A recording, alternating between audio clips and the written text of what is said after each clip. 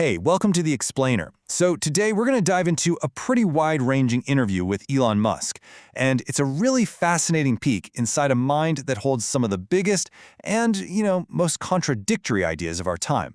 Let's break it down. The whole thing really seems to boil down to this one question. Is Elon Musk an optimist or a pessimist? Because, as we're about to see, he somehow manages to be both at the exact same time, sometimes even about the very same topic. So yeah, this explainer is really all about digging into those core tensions. On one hand, you've got Musk painting these incredibly grand, optimistic pictures for humanity's future. And then, in the very next breath, he's giving these deeply pessimistic, almost fearful warnings about the path we're on. And there's really no better place to start than with Mars. He has this incredible, epic dream of making humanity a multiplanetary species. But his description of what that actually looks like, well, let's just say it's a little different. The scale of his thinking here is just immense. He doesn't see Starship as just another rocket. No, he puts it in what he calls the evolutionary Hall of Fame. He's talking on the same level as multicellular life, or life crawling out of the oceans and onto land.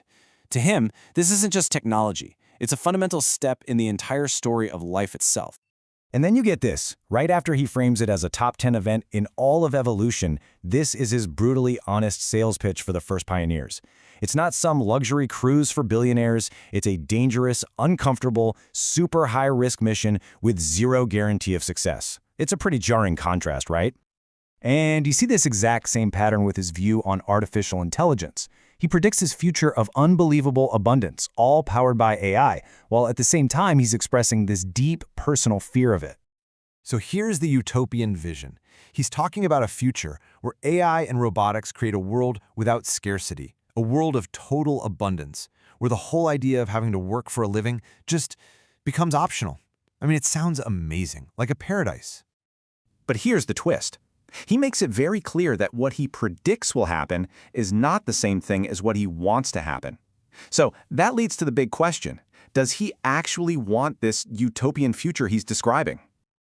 And the answer seems to be a pretty clear no.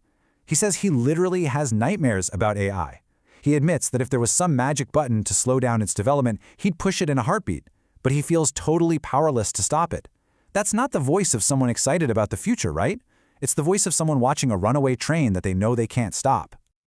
And this just lays it out perfectly, that total split in his thinking.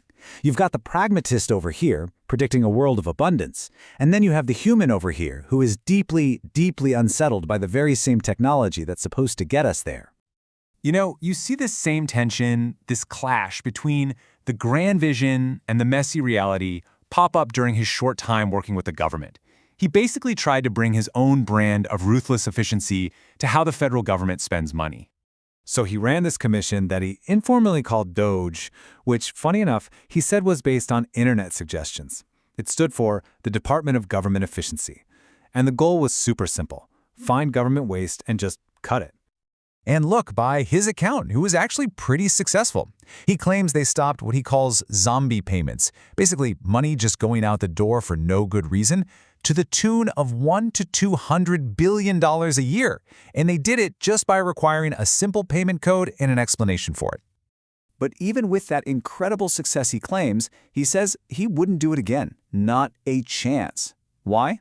Well, because he feels all the time and energy he spent fighting that system would have been way better spent just working on his own companies. It's a really pragmatic, maybe even a little disillusioned view of his whole attempt at reform. So, how do you make sense of all this? The grand vision for Mars versus the brutal reality, the AI utopia versus the AI nightmare. How do you square these things? Well, he actually offers up this one philosophical idea that might just tie it all together, the simulation theory. Now, his version of this theory is pretty unique. You could almost call it a kind of Darwinian simulation theory. He basically argues that if we are in a simulation, whoever is running it would only keep the interesting scenarios going, right? They just shut down the boring ones. So that means the most interesting outcome is always the most likely one to happen. And he puts it in this perfectly modern, kind of hilarious way.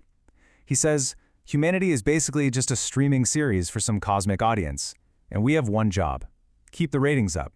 If the show gets boring, guess what? We get canceled. So if you just go with that premise for a second, humanity's entire purpose becomes incredibly simple.